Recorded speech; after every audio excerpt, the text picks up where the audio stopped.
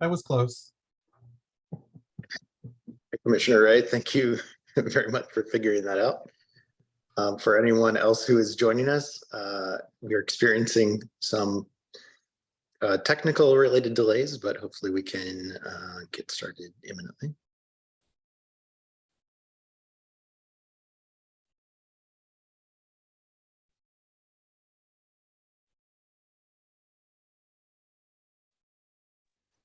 Commissioner Ray, it looks like, unfortunately, I no longer have permission to promote attendees to panelist status.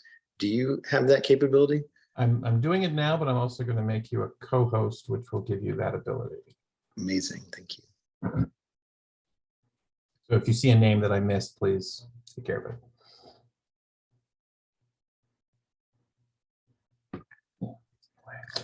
Looks good. I see some of our presenters for this evening are also on, but we can promote them at the appropriate time.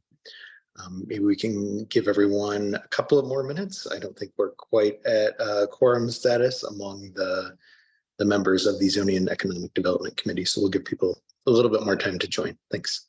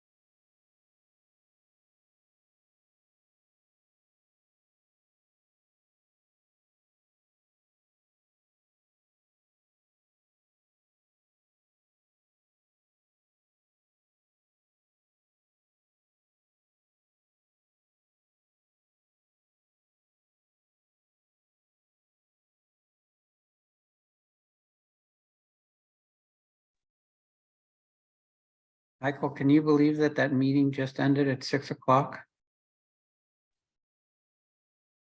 The I'm sorry, which meeting are we referring to? The BZA hearing? Oh, yes. Well, we were on for most of it until they voted. I stayed because I was listening in for a couple other hearings. It literally went until 6 o'clock. They had to continue 3 cases total because they wanted to get them done. So they pushed them out and said, go back and talk, and we're going to push you to the end, and then we're going to come back and talk more. And then they pushed them back. It was like ridiculous. Literally, they concluded the meeting at 6 o'clock. So I was on from 9:30 this morning until 6. Interesting. Yeah, I was always surprised that when Chairman Hill said he wanted to join the ANC as well. So I was like, he hasn't had enough. He hasn't had enough. I learned so much watching those things, I'll tell you. Yes. Yeah, I'm optimistic this meeting will not last for the same amount of time. Well, I'm not staying for another 8-hour meeting. I'm pooped just sitting here. One 10-hour meeting, or however long that was more than enough for me. I'll go ahead and share my screen, and Commissioner Gallagher, you can start whenever you want. Fantastic. I think we're at quorum status. If anyone sees the participant Alice rejoined, it looks like she was here and then departed, but I believe that is one of our committee members. So if I miss her, someone please help me promote her. So yeah, let's get started. So good evening, neighbors. I'm Brad Gallagher, Advisory Neighborhood Commissioner for District 1E01 in Parkview, and sometimes against my better judgment, chair of this committee. I'm proud to call to order the 4th monthly meeting of ANC 1E Zoning and Economic Development Committee at 7:05 p.m. So members of the committee, members of the community, and invited presenters. Thank you for being here tonight. It's great to see you. So some background, if you're joining us for the first time, the popularly elected commissioners of ANC 1E have charged this committee with working through issues of land use planning, zoning, historic preservation in the neighborhood on the ANC's behalf. Just given the plethora of other issues the ANC must also consider every month. So this committee conducts public meetings like this one on the first Wednesday of each month, and it reports its findings to the ANC commissioners, who then officially vote on courses of action. So this committee is composed of 4 ANC commissioners of the 7 elected in 1E and 8 additional neighbors who decided to volunteer their time in service to the community. So to all 11 of you who join me in this monthly endeavor, thank you very much for your time and efforts. I'd also like to, as I do every month, extend an invitation to any other community members who might be interested in serving on this committee in the future to please contact me and or your ANC commissioner, if that's someone other than me, for more information. So a few administrative notes. This meeting is being recorded, and that recording will be posted on the ANC's website. That's anc1e.org. The committee invites community members joining via computer or web browser to participate during the public comment periods that we'll have throughout the agenda by virtually raising your hand, or if you're calling in by phone, you can dial *9 so that we can know that you're wanting to be recognized.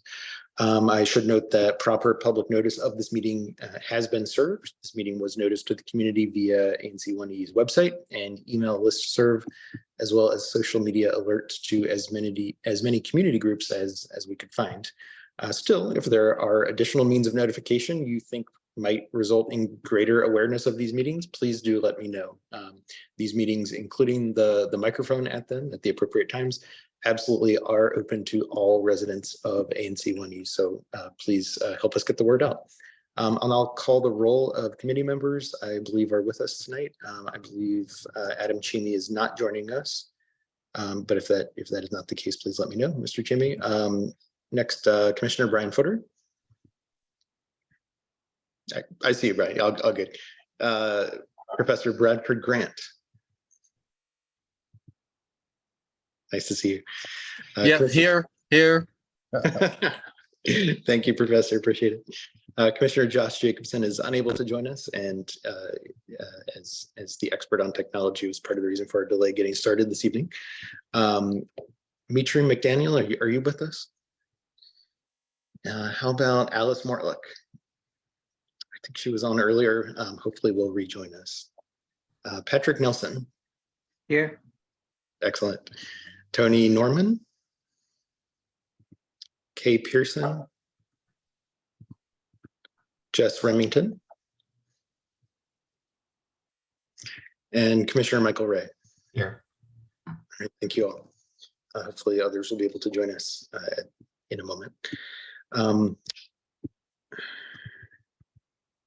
So let's move on to our consent agenda. So we have the committee's task of approving the notes for last month's meeting. Is there a motion to approve the minutes as drafted? So moved. Thank you. Are there any objections among the committee members? All right, hearing and seeing none, but please correct me if that's wrong. The minutes are hereby approved with unanimous consent.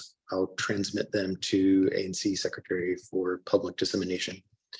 So continuing on to community announcements. So members of the community or committee members are invited to use this time to alert the community about issues of general interest in the realms germane to our mandate on this committee. So that's zoning and economic development in the neighborhood.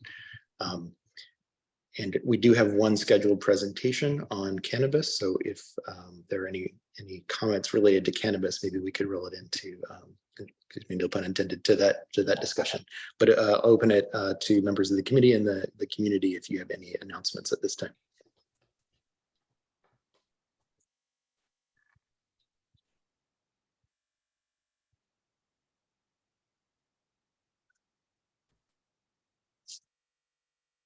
All right, hearing and seeing none, we can move on to our scheduled presentation.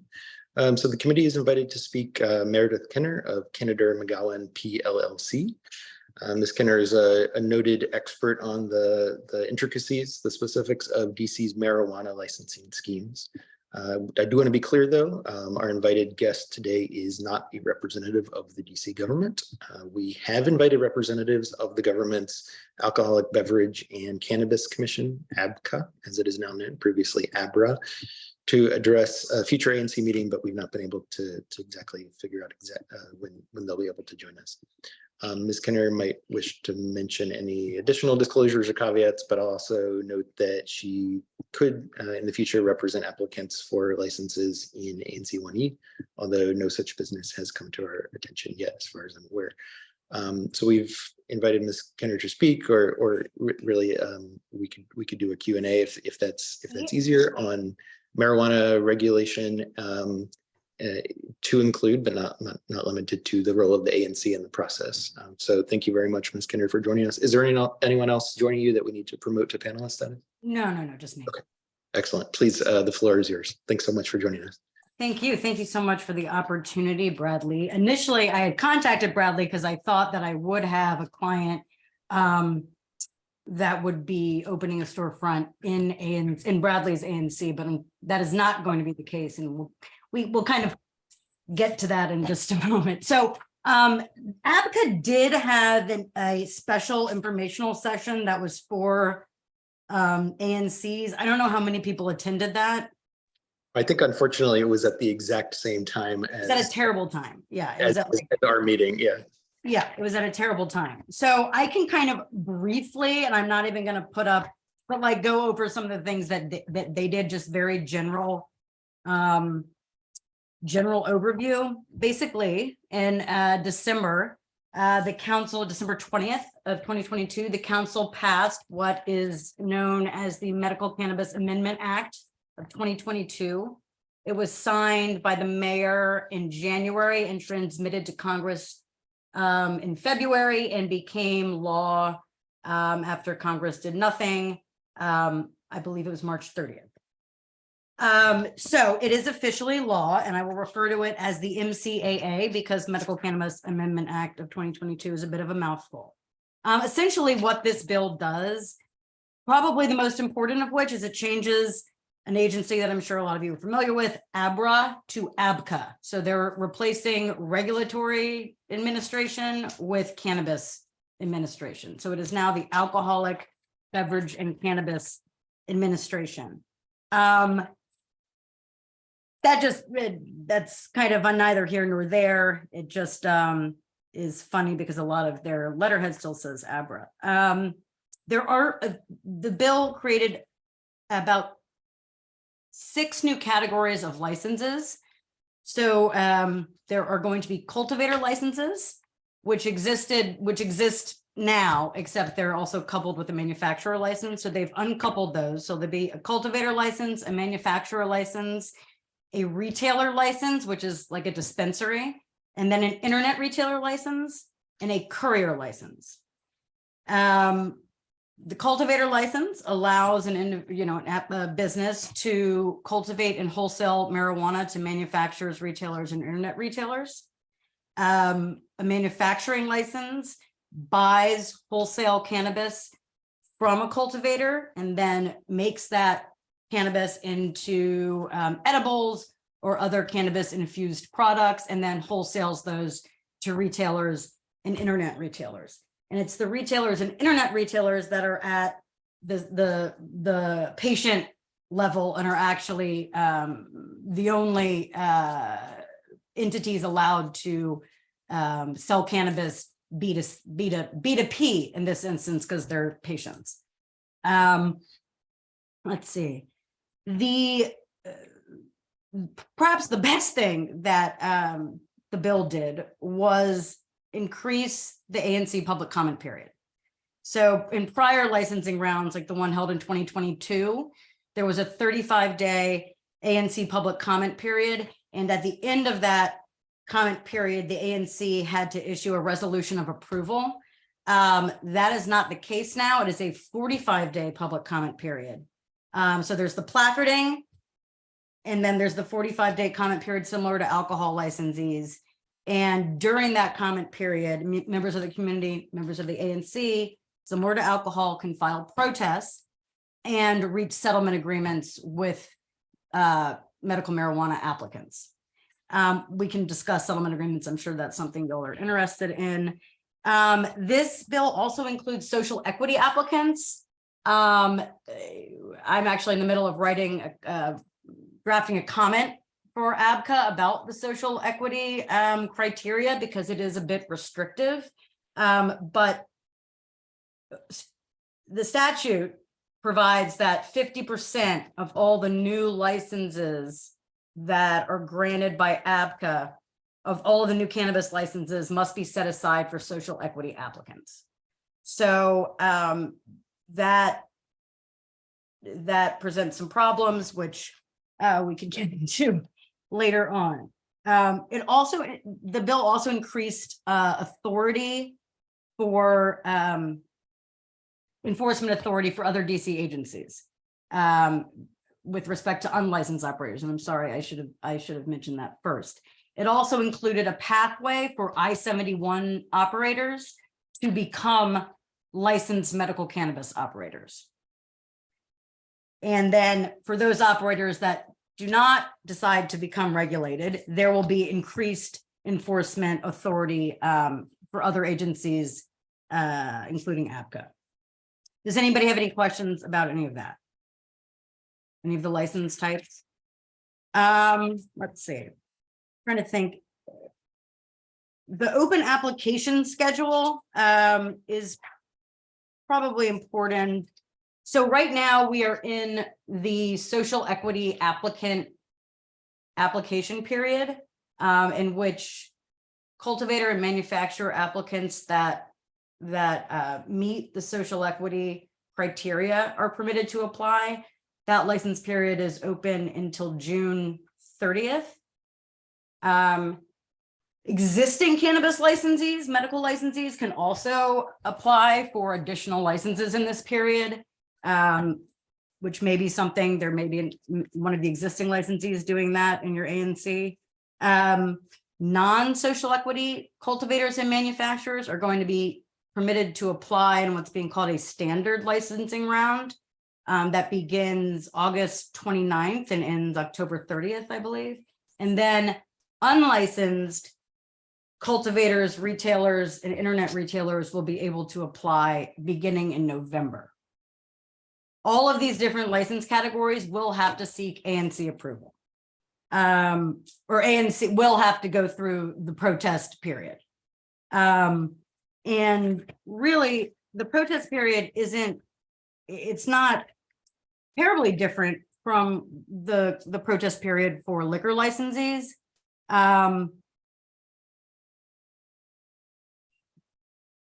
Although there are some specific, there are specific things that the ANC is not allowed to, if they enter into a settlement agreement, they are not allowed to include in the settlement agreement.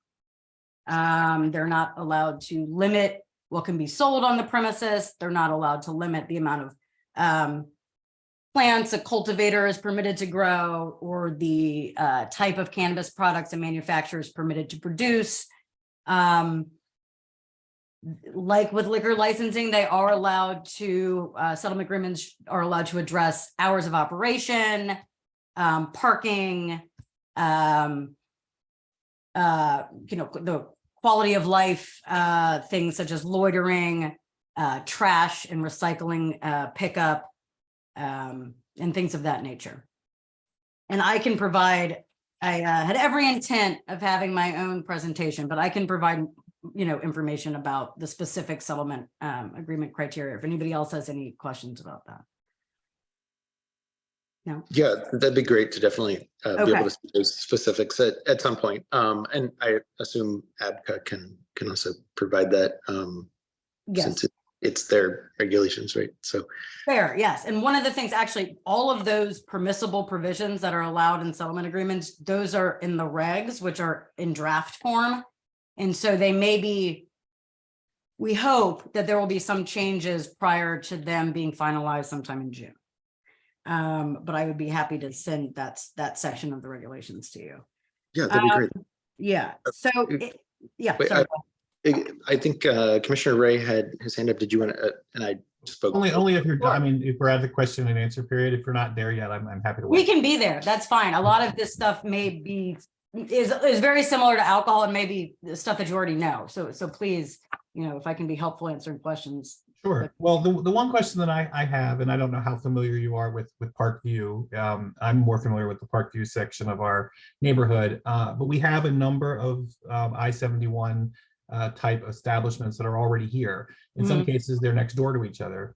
And so I have been wondering, what are the rules around the distances between, if you have, if you already have an establishment that has a license and you try to move another one in, or you have two who apply who are literally right next door to each other, what are the rules around, either distancing or the number of establishments in a particular neighborhood? Anything? That's a very good question. So there is a statutory rule around distances between retailers.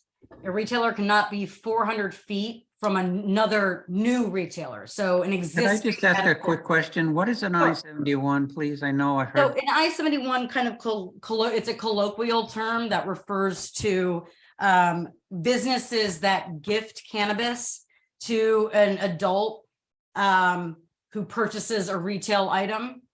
So you purchase a retail item and you get a gift of cannabis, essentially. And these operators have been kind of operating in this quasi-legal market since 2015, since Initiative 71 passed. So that's a difference between that and a quote unquote dispensary that's a legal entity. Yes, exactly. And so there are existing licensed medical cannabis dispensaries. And then one of the goals of this bill is to allow the unlicensed shops that are gifting and are not fully legal to become licensed. And is there a way that I can go online? Is there a published list of those licensed as of now? Of the current, you mean the current medical cannabis licensees? Because I'm kind of backing up to what Michael was saying. There's like they're just popping up all over the place. But there's one that is right around the corner for me that I think is a 71. Sure. But it's in a condo building, and they have a security guy outside, and he's touting that it's a dispensary, but it's not, because no dispensary that I'm aware of tries to sell you food on the auspices of getting in the building. Because I've gone to dispensaries and they do require ID and they do security, but you don't have to go in and buy something to get in, just to be able to get in the building. So I'm just curious as to whether they are recorded somewhere that we can look up. Because there's also the issue of these, I'll call them smoke shops, that are popping up too, right next to one another, like Michael was saying, that are selling pot-related stuff, but not. It's this smoked tobacco stuff and flavored candies and all that. And it's just getting ridiculous in the sense of that there's just on my block alone, from my corner of Georgia Avenue to the next corner, there's three of them, or no, four of them now, in a block area. And everywhere you turn, they're just popping up. No, that is definitely something that ABCA recognizes, and the bill does provide for that 400-foot setback between retailers. So for the I-71 shops that are right on top of each other, the way they'll determine which shop is the surviving shop, for lack of a better term, is by first in time. So whoever gets their application timestamped first will be the shop that is allowed to be there until, the next 400 feet. Now, the shops that I'm sorry, go ahead. Does that force the ones that are within the 400? Because my understanding was that is not the case, that So once decided not to do that. My understanding is that once you submit an application, let me back up. The bill provides for a 315-day safe harbor period. So the safe harbor period is essentially allows I-71 operators to continue operating until the termination of the safe harbor period. And so for those operators that apply and are awarded a license, they will be told by APCA after the 45-day ANC period that they're going to receive a license, and they will have 2 weeks to wind down their gifting activity, if you will, before they become licensed. After they become licensed, they will not be able to gift at all. They will have the same regulatory requirements that medical cannabis licensees have. It'll be a closed loop system, exactly as I described. They're getting it from the, cultivators, wholesaler to manufacturer, all the way down the line. So it'll be much more, it'll be a traditional medical cannabis market. The way that DC kind of got around its inability to have an adult use market and the requirement that we have a medical market is that anybody over the age of 21 is going to be allowed to, whether you're a DC resident or not, is going to be allowed to self-certify, meaning that they can go into a medical cannabis dispensary or retailer and say, I attest, you have to sign a form, I would benefit from medical cannabis. And they will be permitted to go into the dispensary or the retailer and purchase medical cannabis. So it's an effort by the district to make access to medical cannabis easier for district residents and tourists, because the goal is to phase out the gray market. And to your question about a list, so once everybody in the gray market, once that 90-day application window and the safe harbor period is over, ABCA will publish a list of every single I-71 shop that applied and every single I-71 shop that was denied. And the ones that are denied, ABCA doesn't say exactly what they'll do to them, but presumably there will be enforcement against those shops that were denied. And for the shops that even didn't bother to apply, so they couldn't even be denied, I think there will be enforcement efforts against them as well. But yes, there will be a list after that 90-day period. Pardon me, I have a puppy. Excuse me, outside. Did that answer your question? And APCA is supposed to publish that list. They may begin publishing the list of people who have applied and been denied as early as, November, once people start applying. But really, until that safe harbor expires, if you were denied or haven't applied, that's when your drop dead stop gifting date is. Because the civil penalties, though they're civil, they're substantial. Landlords can be fined who rent spaces to gift shops, as well as the gift shop can have their business license revoked and not be allowed to do business in the district again. So they're pretty significant consequences on the civil side. People that continue gifting after that safe harbor period they can also be referred to the prosecutor's office.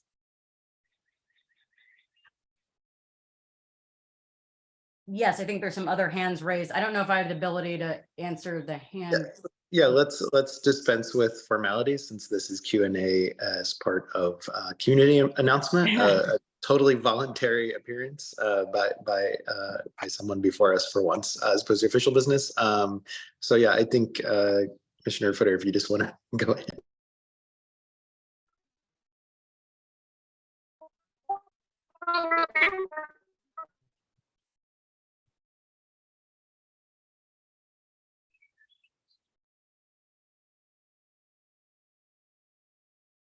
Brian, we can't hear you, so you probably should log off and log back in.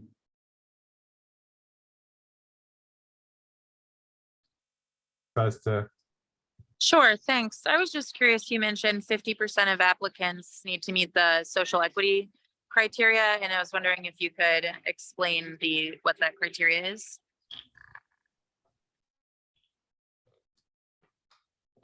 Yeah, Meredith, you're Muted, Meredith.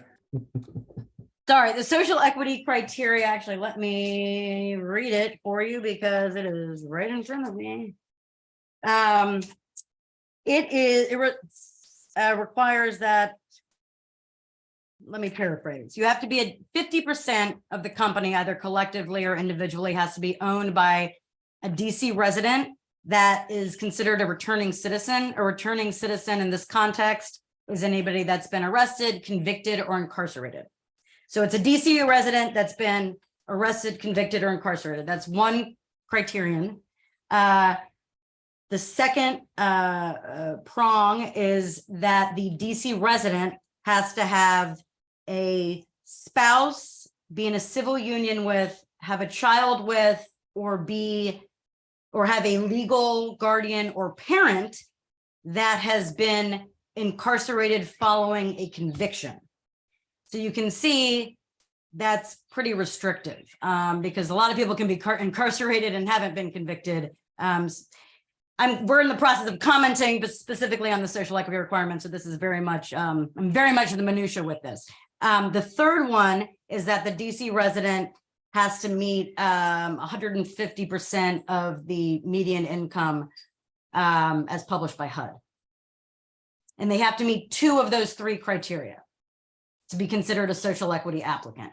If you are considered a social equity applicant, you are essentially guaranteed a license, right? Because that 50% set aside doesn't apply to, it's unlimited for social equity applicants. You also will have reduced fees paid to ABCA.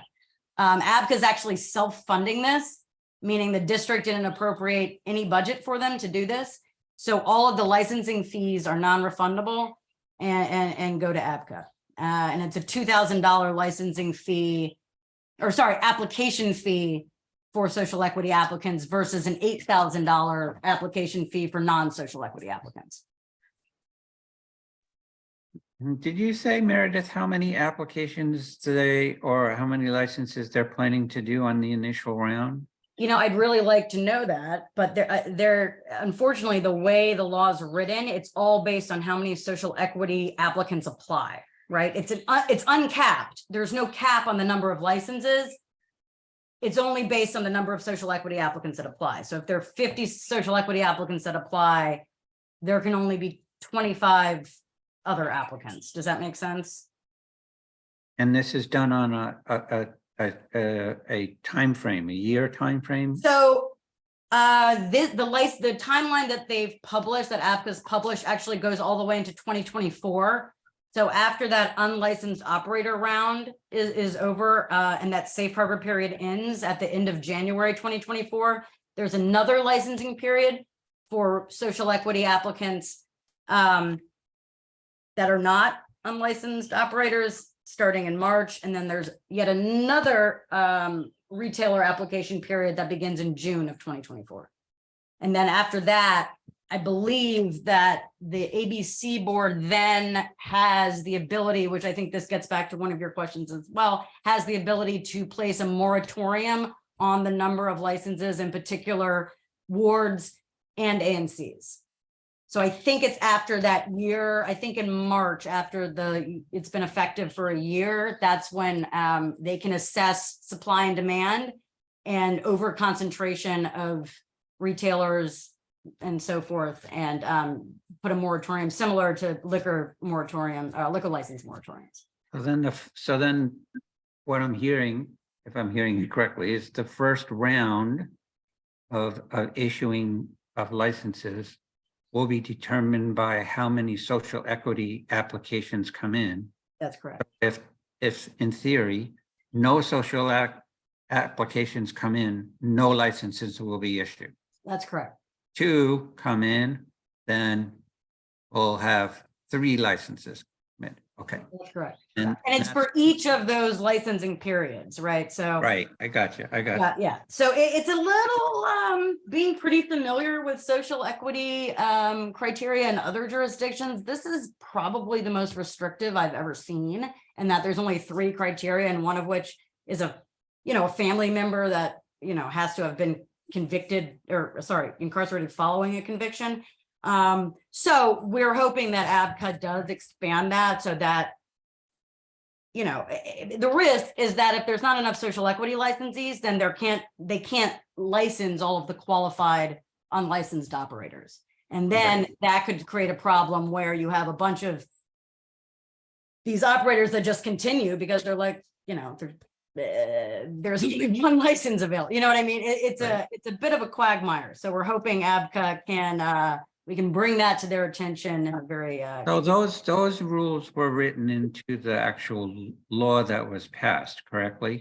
So the statute, yes. So things like Okay. the set aside, yes. And So I then would add, yeah. I would sorry. assume, I'm just making an assumption here, and this may sound not, it may come out the wrong way, so please forgive me if it does. This is in a position or in a status to help those returning citizens or I don't know what the right word is to use, that have been incarcerated, giving them an avenue into a field that is hopefully going to build wealth and all that kind of stuff. Mhm. Yeah, Absolutely, yeah. Well, that- it's also, that's it's also equated to so many of these folks have been incarcerated Of course, yeah. for dealing in marijuana, where now people can make money dealing in marijuana. And so you're penalizing people who have been lost their freedom and so on at the expense of other people making money off of that. So to make equity, Mhm. there's these regulations that try to equate that to you know, making it sound, and many of these are previously incarcerated individuals. That's, yes, Commissioner Grant, you're correct. And social equity, as you noted, is extremely important in the context of now having a now legal, once highly criminalized drug. The issue with these with these particular criteria is that they're so restrictive, having to meet two of them. Like you know, it's gonna kind of that's what I was just going to say. That make the, you know, halt the program Penalizing before it them. even gets off the ground. A lot of people can meet one of them, but the two is what's problematic, particularly in light of that second family member prong, because it's a little different from other family member prongs and other jurisdictions. Let's get Commissioner Footer in. Sorry, he waited very patiently, and I want to make sure he can be heard. Could you try again, Brian? Yeah, can you hear me now? 1-year-old dog is Okay. not happy with me. Can you hear me now? Gotcha. yes, Awesome. So first, thank you for coming. I was very excited to hear more about all of this. Just trying to look down the timeline on the types of things that we're going to be experiencing from the ANC, looking at the 6 different types of licenses for the internet retailers.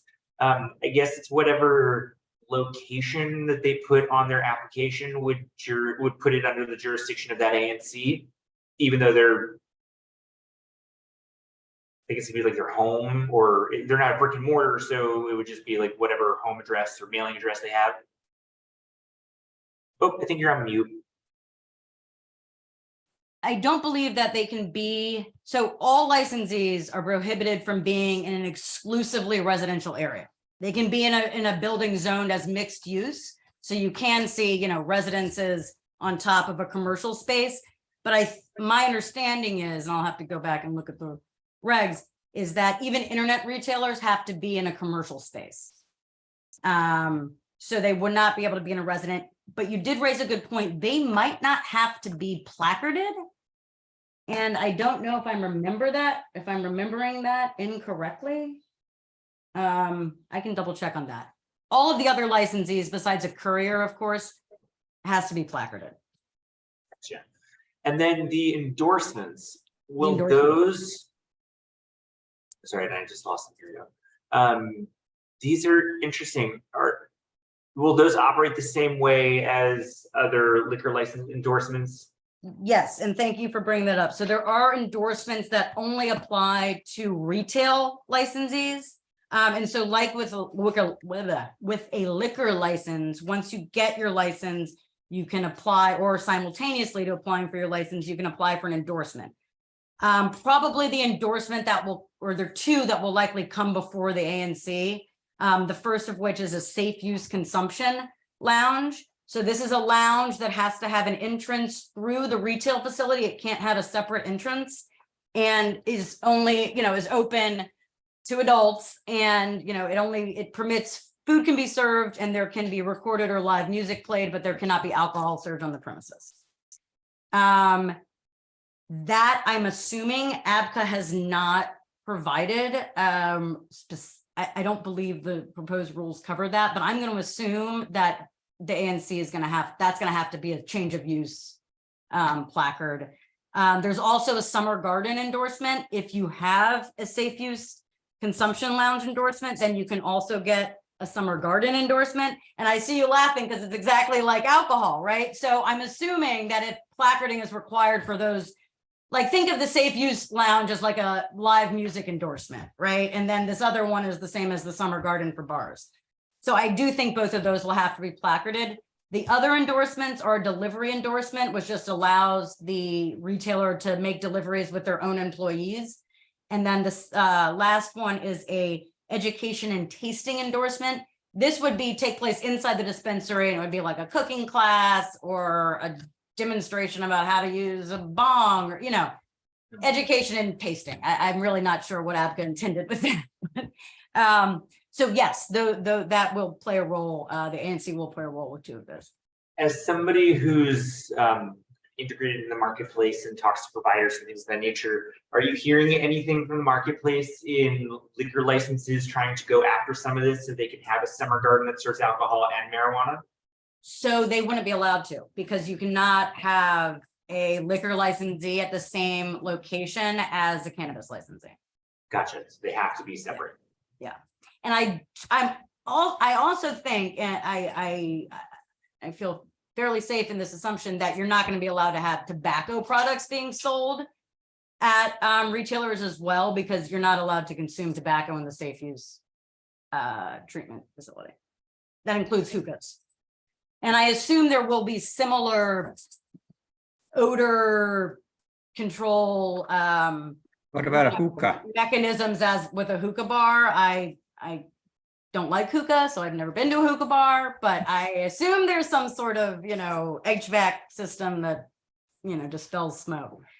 But it's crazy. Did that answer your question? Absolutely. Yep. Thank you so much. Yeah. Those are all the questions that I have. And I forgot to mention this, and this is really important. There is another setback that applies to preschools, secondary schools, primary schools, and rec centers. There is, however, an exemption to that setback. We're still trying to figure out exactly how ABCA is applying that exemption, but if the property if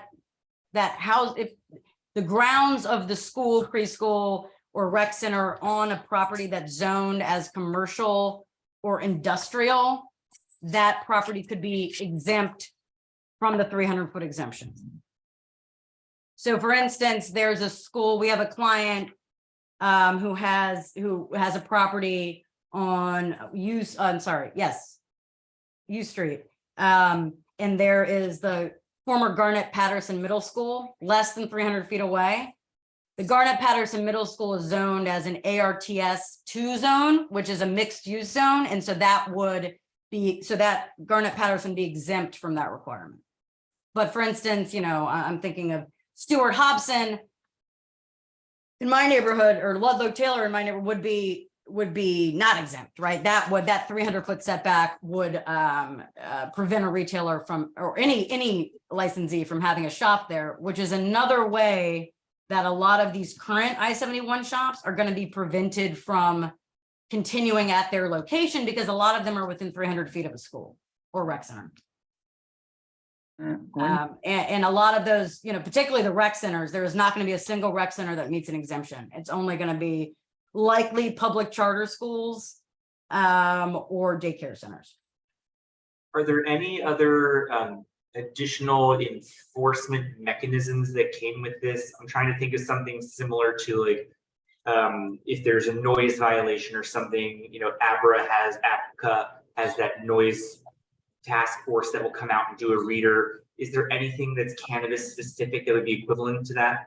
It's actually, I think it's the exact same as alcohol. You can make a complaint against a licensee directed toward ABCA, And as a member of the ANC, if that was something that was, you know, was elevated to a protest of some kind, then a settlement agreement would have to be entered into. So I'm pretty sure that follows the same track as liquor licensing.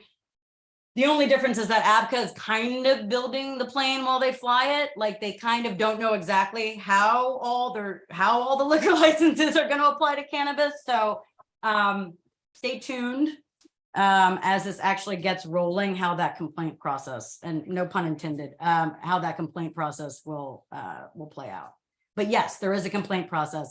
And there's also, again, if there are operators or licensees, particularly these unlicensed operators that transition to the legal market, there will be a great deal of scrutiny on them. They will be subject to unannounced inspections from ABCA, from the MPD, from a myriad of, you know, DC agencies, and significant financial penalties. And, you know, thus far, you know, the feeling amongst the council was that whatever they were doing to stop these the proliferation of these operators was not working. And so this is kind of a concession, but then also it's a carrot, but then we're going to bring the stick down. If you don't take the carrot, we're bringing the stick. So, yeah. Thank you. Meredith, can you just state once again, because I may have missed, what are you classifying as a school?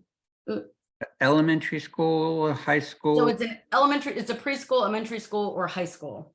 Okay. That is zoned as residential, right? My understanding is that ABCA uses the old zoning conversion chart, because they just said it has, you know, a school that is zoned as commercial or industrial is exempt.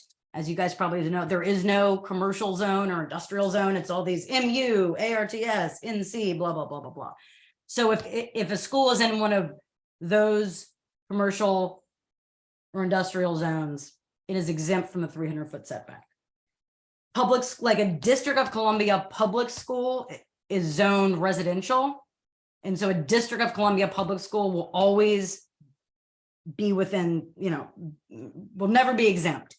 As same thing with a rec center. A rec center is always going to be zoned as residential or public, you know, public land or however, but it will not be zoned commercial or industrial. Does that make sense? Yeah. Let me ask one other question about that. How you may not know the answer to this. How do they determine the 300-foot rule? Where are they measuring that from? That is a very good And question. how is that applied? Because I've had issues with Abra stating that they came out and measured when in fact I had someone actually measure and had to argue with them because it was not the same measurement. Yeah, it's interesting that you raised that, because this is the first time that ABCA has allowed you to ask them for the map that shows that 300-foot area around your property. In the past, you had to hire a surveyor, which is, you know, like can be $2,000. So it's nice that they allowed us to go to ABCA. The issue is that a lot of ABCA's GIS maps are incorrect and show like schools that haven't been around since, you know, I think it still had Garnett Patterson listed at the address, where it hasn't been for, you know, years. So to answer your question, they measure it linearly from property line to property line. But I do think that ABCA's measurements may not be that accurate. And so I wouldn't be surprised if some of these licensees are within a couple feet of that line, hire a surveyor to remeasure it, because some of their measurements have been a little questionable. Ms. Remington, I think you had your hand up if you want to jump in. Yes, thanks. So forgive me if this is outside the scope of this conversation, but what I'm wondering is, it seems like with a fair number of just like general increasing restrictiveness around where the operations can be located, their distance from each other, the number of licenses granted is going to be based on the number of applicants who meet that relatively strict criteria. If there's projections of how this will impact the existing market over the next year or two? The existing medical market? Or the Yeah. existing, yeah, so the Well- medical, sorry, go ahead. Yeah. The existing medical market, a lot of the medical licensees, as I understand, we don't work with any of the existing medical licensees. Or we do kind of tangentially, but that they largely lobbied for this. Because, which may be why the social equity criteria is so restrictive, because they are all of the existing licensees are grandfathered in and don't have to meet the social equity criteria and can all get a second, or can all apply for, you know, if they're a cultivator, they can get a dispensary license. If they're a dispensary, they can get a cultivator license. So the bill allowed for that to happen while simultaneously purporting to open the market up to all these new licensees. Stay tuned. I'm really interested to see, which I think you're kind of, I think you notice that this may not play out as ABCA expected if there's no social equity applicants. Which will be problematic. And I think, you know, it's my conspiracy minded self, but maybe that's what the existing licensees wanted. You know, I don't know. There's always been a kind of a conflict between the I-71 space and the regulated market. You know, rightly so. They thought that I-71 operators are kind of taking their client base, but I think you saw a little bit of that play out in this bill. And how we expect this will affect the I-71 market in terms of how many will You be, know- you know, getting moving through this pathway to Yeah, legally. yeah, no, that's a great question. I think based on the criteria for an I-71 operator to apply is basically that they have to have been in operation since 12/31/2022. They have to have a valid business license, and they have to have all their taxes paid up to the point they apply. There's a few more that are you know, not significant. I think a lot of people will be able to qualify as an unlicensed operator. I think the real issue, particularly for retailers, which obviously that's the public facing I-71, is going to be those setbacks. The setbacks are going to be huge. The retailer, the 400-foot setback is huge. I mean, I live in Capitol Hill. There's literally in one block of Pennsylvania Avenue, there's 3. I mean, I know that's the same on Georgia. It's like that, you know, on U Street. And so, you know, I think there'll be fewer shops because of that open to the public. I do think that a lot of people may apply for internet retailer licenses because those don't have that 400-foot setback. They do have the 300-foot setback, but not the 400-foot setback. So gosh, to answer your question, you know, I really don't know. I hope it's everyone that has a qualifying space and can meet the requirements, but unfortunately this social equity cap may prevent that from happening. I still don't think it would, honestly. Let's say people have estimated there's 200 of these shops in the city. I don't think it would be more than 60. And I think that's a lot. But you didn't hear that from me. Don't quote me on that. But that's kind of what we've heard ABRA toss around a number like that. And that's kind of what we think as well. All right. Ms. Kinner, thank you so much for the education. Thank you guys. It's always helpful to hear from technical experts. ANC has to consider a wide variety, issues related to every single function of DC government at some point. So we definitely look to you as a force multiplier in helping us to understand the process. So thank you for taking time out of your evening and away from your puppy to talk to us. Really appreciate it. She went to the park for 90 minutes today too. She's just too much energy. Thank you so much for having me. And Bradley, if you wouldn't mind sharing my email, feel free to send me any questions. Obviously, I don't represent ABCA. I don't speak for ABCA. We are in communication with ABCA. So if there's something that I can't answer, we have a direct line to their general counsel. So I would certainly be happy to pose that question to them.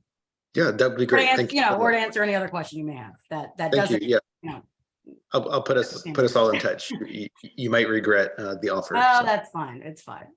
Thank you all so very much. Have a great Thank evening. you. Have a great evening. Thanks. Okay, bye-bye. Okay, so moving on to official business, and I'll note that committee member Kay Pearson also has been able to join us. Hi, Ms. Pearson. Thanks for coming. So the only official item we have on our agenda this evening is with regard to zoning committee case 23-09. That is a map amendment regarding 650 and 654 Morton Street Northwest. So we'll hear from the applicants. I know I've been communicating with Sarah Hartcom, but it looks like Alexander Wilson, you're the representative. And then Christopher Burns is the property owner. I think we can, do we need to promote him to panelist status as well? Would that be helpful or? Yeah, that would be great. Okay, fantastic. Thank you so much. Yeah, Ms. Wilson, the floor is yours if you wish to, but you're not required to provide a presentation kind of for our education here, so we can know what we're all talking about, if you wouldn't mind. Thanks so much. Absolutely. I do have a presentation prepared to introduce myself. I know I see some familiar faces, but I'm Alex Wilson from Sullivan and Barrows Land Use Council for this project. I am here with Chris Burns, as the owner of the property, and I'm going to pull up my presentation. Chris, do you want to introduce yourself and talk a little bit about community outreach while I'm getting this up? Sure. I'm Chris Burns. I'm the principal sole owner of 650 Morton Street Northwest LLC. I purchased the property a few months ago. And I have kind of been reaching out to the community. I sent a postcard to everyone in ANC 1E01 and 02. It was a little green postcard. You may have gotten it in the last day or so. And I am hoping that I will be able to rezone this piece of property to create more housing in the community. Thanks, Chris. And of course, we sent the notice of intent to file a map amendment I think in February before we even filed the map amendment. So additional notices have been sent as well. And then we recently filed the actual map amendment in April. And so again, as part of that process, we reached out to Office of Planning as well. We typically do that before we suggest to clients to file a map amendment, as you need their support for any possible change. And so I don't want to assume everyone listening to the recording is familiar with the map amendment process. So for some context, the map amendment process is different from the BZA and other zoning commission cases in that there are not specific plans reviewed or associated with the application. So we don't actually file plans as part of the process, because the zoning commission and Office of Planning review whether the change in zoning is consistent with a comp plan and specifically the future land use map. And in this case, the property is currently zoned RF1, which is typically associated with moderate density residential use, whereas the future land use map designation is medium density residential use. So the current zoning doesn't line up with the future land use map.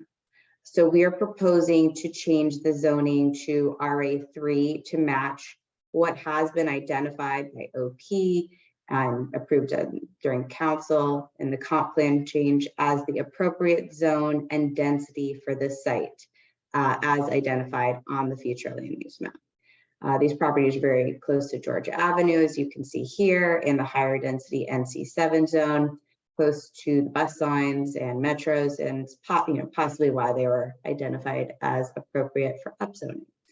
The primary benefit of a map amendment like this is the ability to provide market rate and affordable housing where there is currently none or very limited opportunity for redevelopment, which is certainly the case in this RF zone. Projects that go through the map amendment process are identified as IZ plus projects, meaning they have an increased set aside requirement. And in this case, the change in zone would result in a 20% set aside for IZ units compared to only 10% for a typical project. And again, given that this is the RF1 zone, the by right option is only 2 units. And so there aren't any IZ requirements or benefits without going to the BZA. This chart shows the changes between the zones and the maximum potential development that would be permitted were the map amendment to be approved. And so the zoning standards would equate to approximately 24 units, with 5 of those being IZ units, based on a high level study of the site, just to give an idea of what could be done on the site. I almost said next slide because I'm so used to being at the BZ.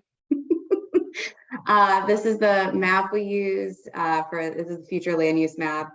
So the zoning commission, Office of Planning, use this to determine whether the proposed upzoning is consistent with the comp plan, in addition to whether the potential outcomes are generally consistent with the comp plan goals. And in this case, the site is identified again as residential medium density on the legend, and the RA3 zone is specifically identified in the comp plan as a corresponding zone. These are some context slides. This shows an aerial view.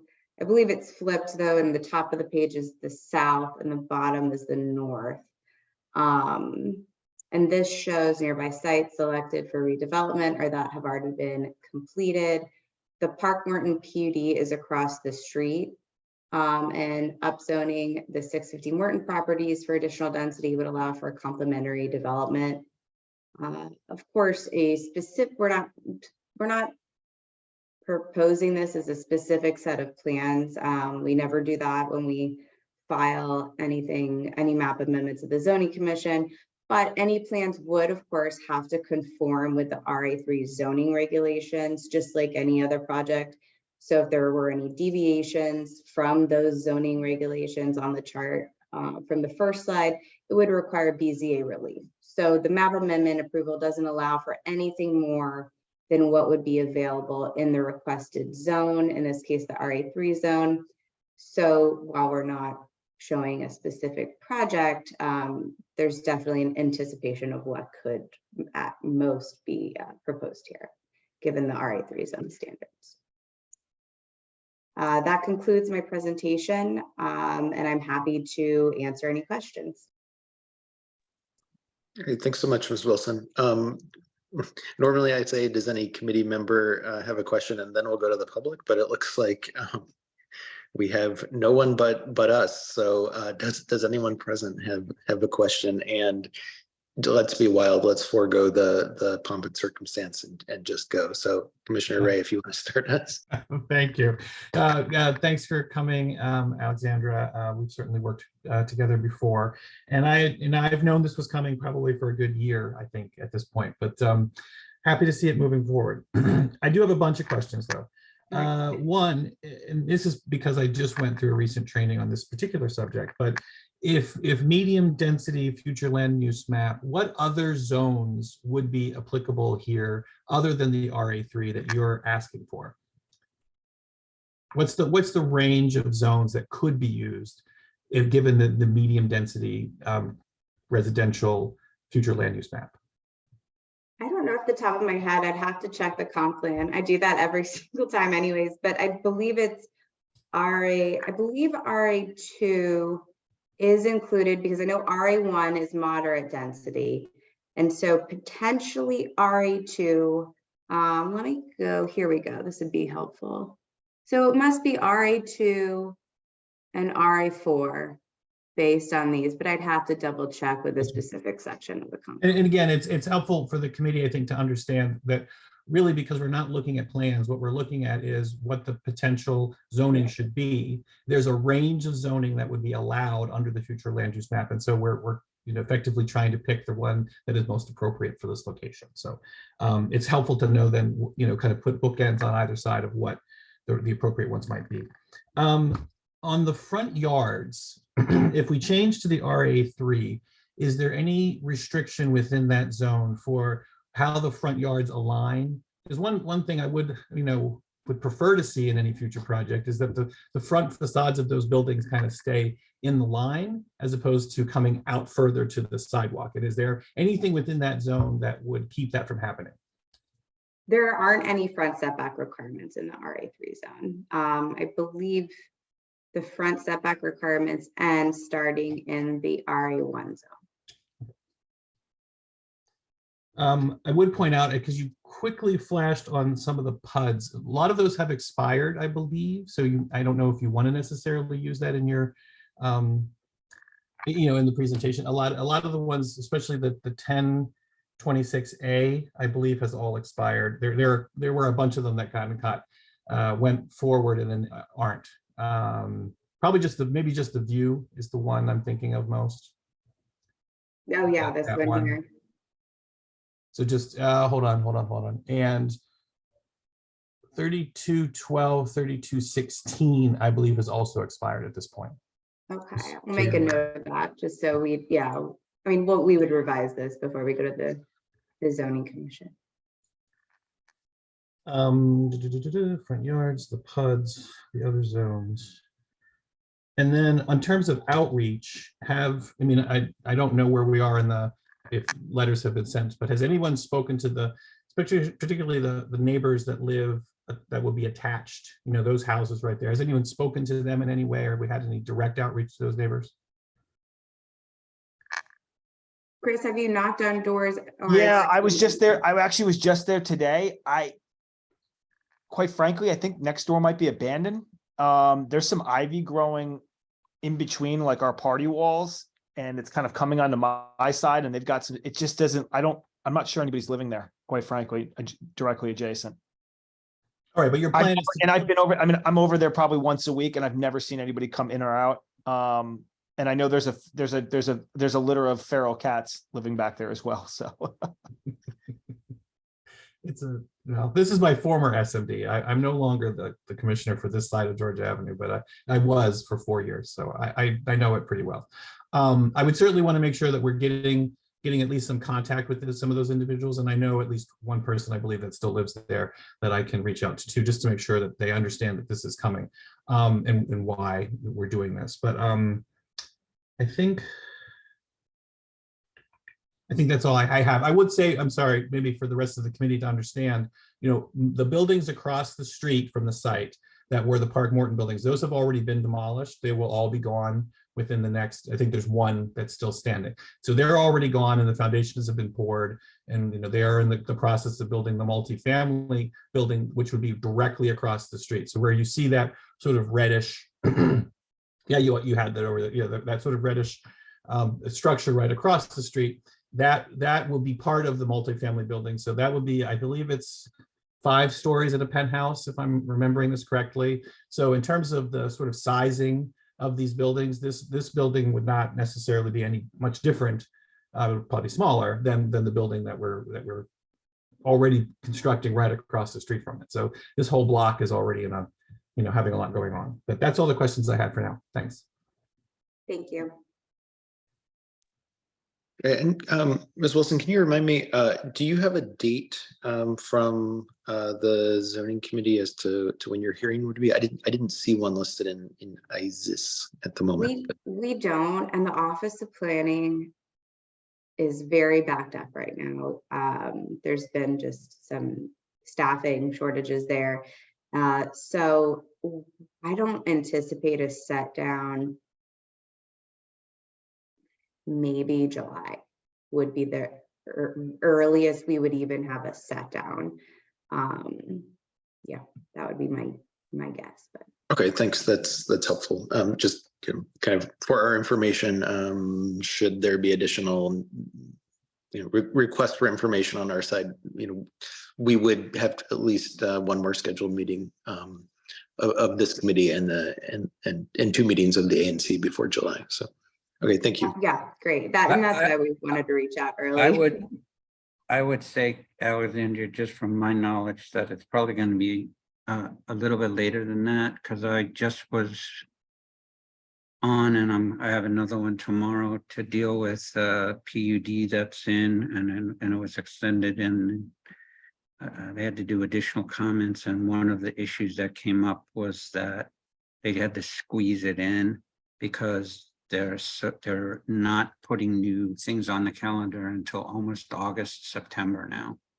Because they're, Okay, well, good to know. yeah, Thank so you. I think you've got plenty It's of hard to get an time. answer sometimes unless you're there listening to what Yeah, they're saying about their own 'cause schedule. So, when I went for the last hearing, which was in, see, we're in May now. It was in April. They were debating whether or not they could come back even to finalize for the May. They didn't do it in May, then they would have to go all the way to October, and that was unacceptable for the zoning commission to have to do that because they only had one little tweak to make. But just an FYI.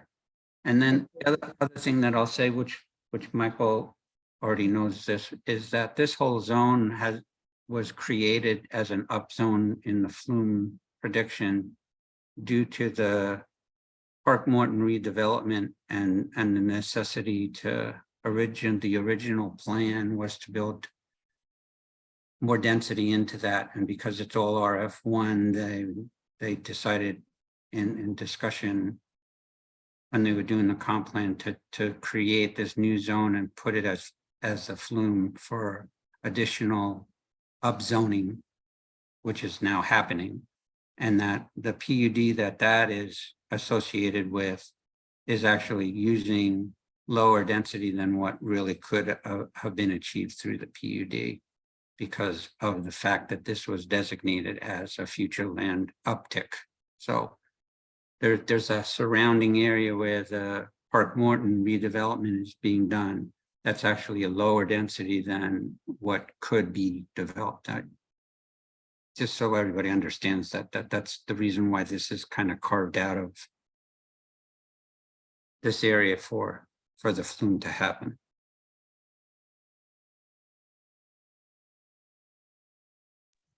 Do we have any other questions or comments from committee members? I have a quick question.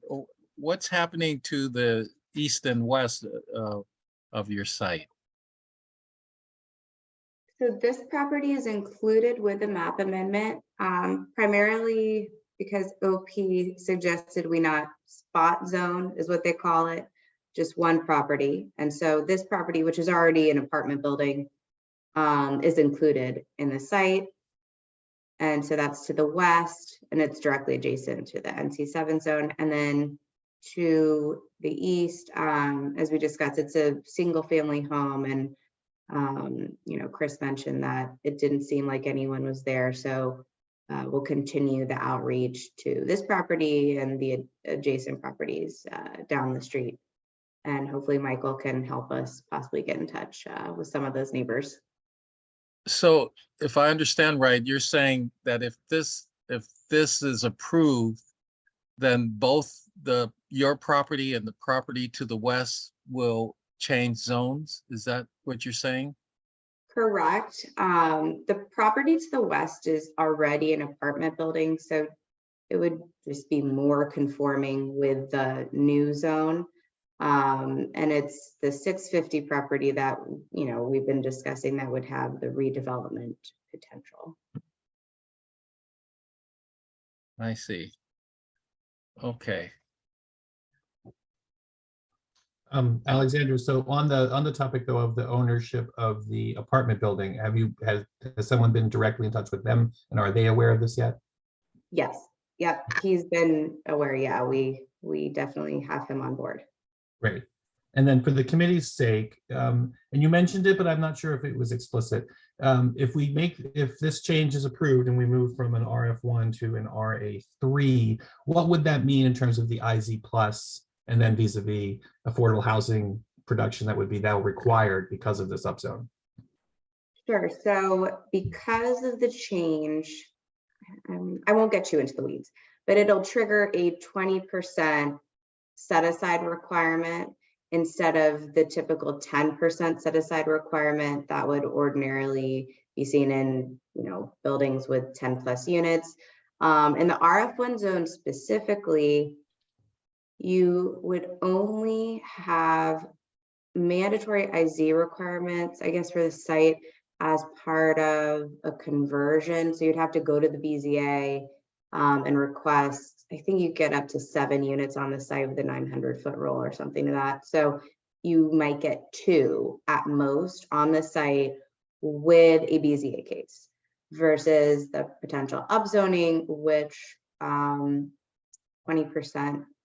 5 to 6 units on site, and that would be mandatory potentially without BZA if everything else, is within matter of right.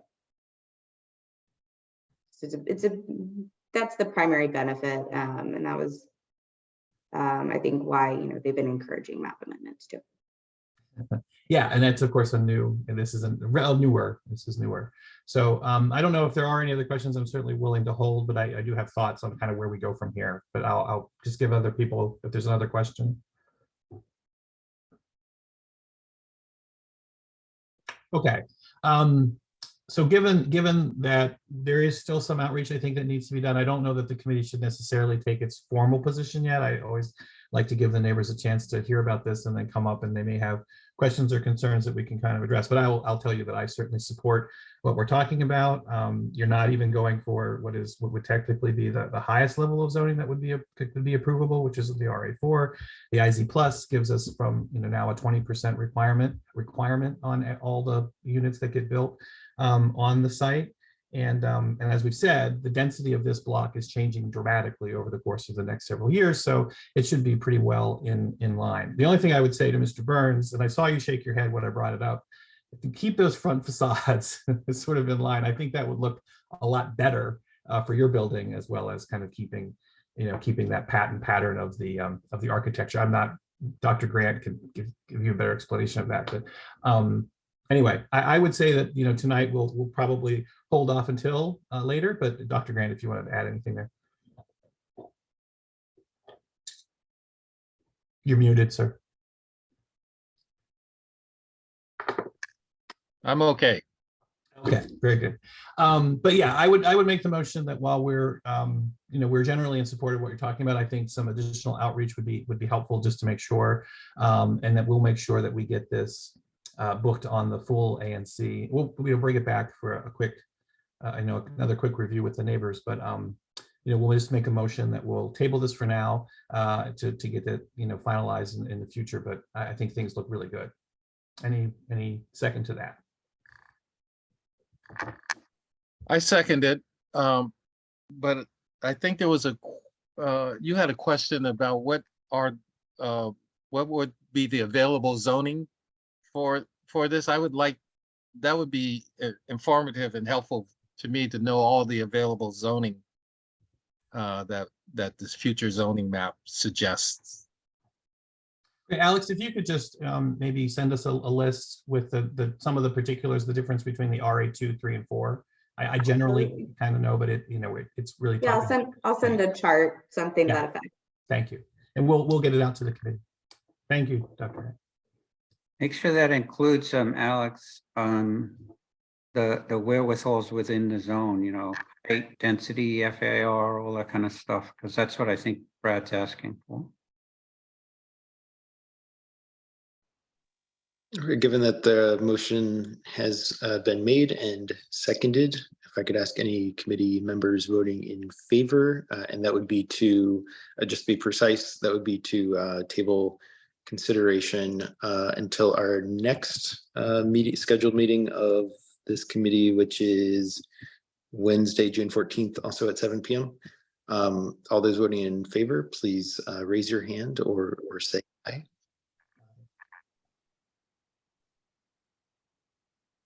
Ms. Pearson, are you still with us? And not to influence your vote, but just wanted to make sure that we're still able to hear you. All those opposed, please raise your hand or say aye. And all those abstaining, please raise your hand or say Just to be clear, Ms. Pearson, I didn't get a vote from you on this measure, so I know you're traveling, so you might not be able to. But if you do have a vote, please let me know. So it looks like the motion passes. So applicants, yeah, if you're able to join us again next month, that would be great. Given what Mr. Nelson said about the timelines, maybe a future month potentially, but you're certainly welcome to join us again next month. So with that, this concludes our official business. So I'd like to move by unanimous consent to adjourn for this evening. Is there a motion? I visually see a motion. Are there? Everyone's moving. Thank you. Any objections? All right, hearing and seeing none, this committee is hereby adjourned until Wednesday, June 14th at 7 p.m. And just for point of information, the next meeting of the full ANC is Wednesday, May 24th at 7 p.m. More information on how to join these meetings, as well as recordings of past meetings, are available on our website. That's anc1e.org. Good night, everyone. Thanks very much for your time. Take care.